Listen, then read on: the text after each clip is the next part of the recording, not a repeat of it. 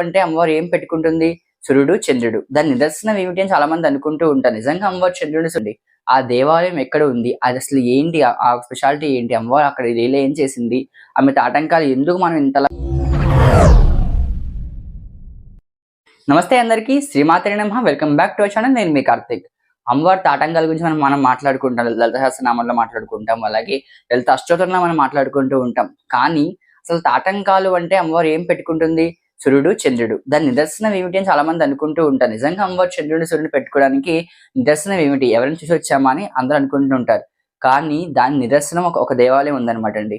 ఆ దేవాలయం ఎక్కడ ఉంది? అది అసలు ఏంటి? ఆ స్పెషాలిటీ ఏంటి? అమ్మవారు అక్కడ లీల ఏం చేసింది? ఆమె ఆటంకాలు ఎందుకు మనం ఇంతలా వర్ణించుకుంటున్నాం అని చెప్పడానికి ఆ ఒక దేవాలయం చాలా స్పెషల్ ఎగ్జాంపుల్ అన్నమాట. ఆ దేవాలయం ఎక్కడుంది అంటే మనకి తాటంకాలు అంటే మనం మెయిన్ గుర్తొచ్చేది ఇద్దరు అమ్మవార్లు. ఒకటి మనకి జంబుకేశ్వరంలో ఉన్న అఖిలాండేశ్వరి అమ్మవారు, అలాగే ఇంకొక అమ్మవారు వచ్చేసి మనకి తిడుక్కడియూరులో ఉన్న అభిరామ సుందరి. ఈ అభిరామి అమ్మవారు అన్నమాట. ఇద్దరు కూడా మనకి తాటంకాల విషయంలో ఇద్దరిని కూడా మనం వర్ణించుకుంటూ ఉంటాం. ఇప్పుడు మనం మాట్లాడే అమ్మవారు వచ్చేసి మనకి తిడుక్కడియూరులో ఉన్న అభిరామి అమ్మవారు అన్నమాట. ఆ అభిరామి అమ్మవారి భక్తుడు మనకి అభిరామ భట్టు. ఇద్దరు కూడా మనకి ఈ కథ ద్వారా మనకి ఏం తెలుస్తుంది అంటే నిజంగా అమ్మవారు చేసిన అద్భుతమైన లీలని కూడా మనం ఈ కథలు తెలుసుకుంటాం అనమాట. అలాగే మనకి అమావాస్య రోజు పొన్నం చంద్రుడు కనిపించాడంటే ఎవరు నమ్మరు.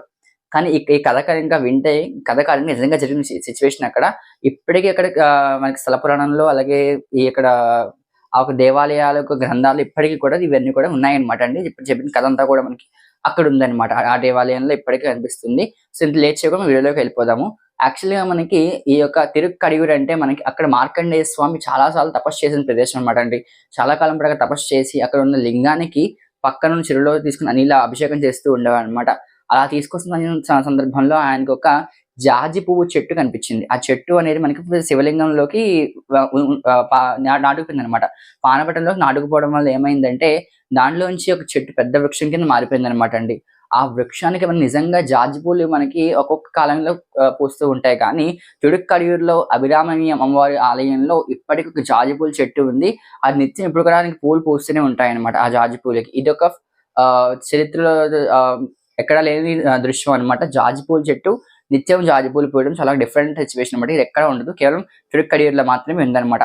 ఇంకా నెక్స్ట్ ఏంటంటే మనకి అమ్మవారు అభిరామి అమ్మవారు ఆమె చేసిన లీల ఏంటి అంటే అభిరామ భట్టు అని అమ్మవారి భక్తుడు అనమాట. చాలా గొప్ప భక్తుడు. ఆయన ఎప్పుడు కూడా అమ్మవారిని వర్ణన చేస్తూ ఉండేవాడు. ఎలా అంటే మనకి అమ్మవారిని ఎప్పుడు కూడా పూర్ణచంద్రుడు ఎలా అయితే ఉంటాడో అమ్మవారి వదనాన్ని అలాగా వర్ణిస్తూ ఉండేవాడు అనమాట. అమ్మవారి ముఖం పూర్ణచంద్రుడు మళ్ళీ ఊహించుకుంటూ ఆ పరధ్యానంలో ఎప్పుడు అలా ఉంటూ ఉండేవాడు అనమాట అండి. సో ఆయన దగ్గరికి ఒక రాజు వచ్చాడు. ఆ ఊరు పరిపాలించిన రాజు ఆయన దగ్గరికి వచ్చాడు అనమాట. ఆయన దగ్గరికి వచ్చేసి చూసేసరికి ఆయన రాజు అమ్మవారి దర్శనానికి వచ్చేసరికి ఈయనేమో అందరు లేచారు కానీ ఈయన మొత్తం లేవలేదు అనమాట. ఆయన రాజు అడిగారు, ఏంటి అందరు లేచారు కానీ ఈయన లేవలేదు, ఈయన ఎవరు అని అడిగితే అక్కడ ఉన్న వాళ్ళందరూ కూడా రాజు మహాభక్తుని చంపేస్తాడేమో అని చెప్పేసి అతను ఉన్మాదుడు, అతను ఒక మత్తులు ఎప్పుడు ఉంటూ ఉంటాడని చెప్పేసి ఆయన కవర్ చేసి వెళ్ళిపోయారనమాట. సో ఆ తర్వాత రాజు మళ్ళీ వెనక్కి వచ్చేసరికి ఇంకా ఆయన అలాగే అదే ఉన్మాదంలో అదే ఆలోచనలో ఉన్నాడనమాట అండి. సో రాజు ఆయన దగ్గరికి వెళ్ళి ఆయన బహిర్గతం చేశారు. బహిర్గతం అంటే ఆయన ధ్యానంలో ఉన్న ఆయన్ని తట్టారనమాట. తట్టితే ఆయన కళ్ళు తెరుచుకున్నారు. కళ్ళు తెరుచుకుని రాజు ఆయన ఒక క్వశ్చన్ అడిగారు, ఇవాళ ఏం తిది అని అడిగితే ఆయన పౌర్ణమి అని చెప్పాడు. ఎందుకంటే అప్పటి వరకు కూడా ఆయన పూర్ణమి చంద్రుడు వదనం వల్ల అమ్మవారి యొక్క మొహాన్ని ఆయన ధ్యానించుకున్నాడు కాబట్టి ఆయన పౌర్ణమే కనిపించింది అనమాట. సో వాళ్ళ ఇది పౌర్ణమి అని చెప్పేశాడు.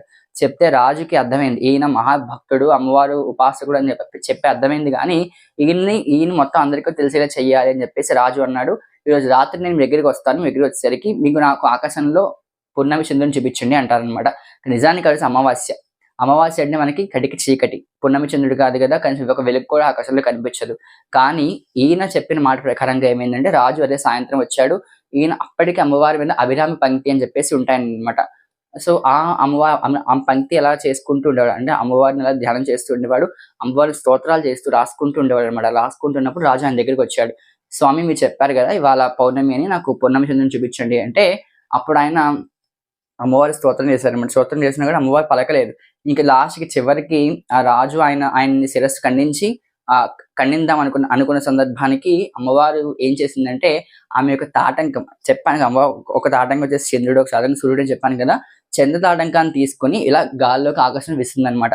విసేసరికి నిండు పున్నమి కింద మారిపోయింది ఆకాశం అంతా కూడా. మనకి నిండు పున్నమి మొత్తం చంద్రుడు కనిపించాడు అనమాట. అంటే నిజానికి అమావాస్య రోజు నిండు పున్నమి కనిపించడం చాలా రేర్, అసలు కనిపించదు కదా. అమ్మవారి తాటంకం అలా ఆకాశంలో విసిరేసరికి ఆ తాటంకం ఒక కాంతి అంతా కూడా మనకి ఆ గుండ్రపు కాంతి అంతా మనకు ఒక చంద్రుడు నిండు పున్నమి ఎలా కనిపిస్తూ ఉంటుందో అలా కనిపించింది రాజుకి. నిజంగా రాజు చాలా ఆనందపడి అభిరామ భటుని సాష్టాంగ నమస్కారం చేసి ఆయన నిజమైన అమ్మవారి భక్తుడు అని చెప్పేసి ఆయన్ని కోల్చుకునేవాడు అనమాట అండి. అప్పటి నుంచి అమ్మవారు తన ఒక తాటంక మహిమ గురించి ఎంతో మందికి తెలిసిందనమాట. అందుకే ఆ యొక్క దేవాలయంలో ఇప్పటికీ కూడా మనకి ఈ యొక్క దృశ్యం మనకు కనిపిస్తుంది. మీకు ఈ పక్కన ఆ యొక్క సిచ్యువేషన్ అంతా కూడా విజువల్స్ అన్ని కూడా మీకు బ్యాక్గ్రౌండ్ లో గానీ నా పక్కన గానీ ఇస్తాను చూడండి. నిజంగా చాలా అద్భుతంగా ఉంటుంది అమ్మవారి యొక్క తాటంక మహిమ. అభిరామి అమ్మవారు స్తోత్రం కూడా ఉందన్నమాట. అభిరామి అమ్మవారి స్తోత్రం మీకు కావాలనుకుంటే వీడియో డిస్క్రిప్షన్ లో లింక్ ఇస్తాను. సో డిస్క్రిప్షన్ చూసుకోండి. ఆ లింక్ మీరు చదువుకుంటే యాక్చువల్గా నాకు ఇంత ఎక్కువ తెలియదు అభిరామి అమ్మవారి స్తోత్రం గురించి. నేను చదువుకుంటున్నాను, ఇప్పటికి ఇంకా నేర్చుకుంటున్నాను. నాకు అంత నోటికి రాదు కాబట్టి మీకు కూడా నేను చదువుకున్న లింక్ మీకు ఇస్తాను. సో మీరు అక్కడ చూసి చదువుకోవచ్చు అభిరామి అమ్మవారి శ్లోకము. ఇంకా చాలా అద్భుతంగా ఉంటుంది అభిరామి అమ్మవారి శ్లోకము. సో ఇలా మనకి తెలియని దేవాలయాలు ఎన్నో ఉన్నాయన్నమాట. అలాంటి దేవాలయాలు మనం తెలుసుకోవడానికి నేను మీ కార్తిక్ స్పిరిచువల్ ఛానల్ ఉపయోగపడుతుంది అనమాట.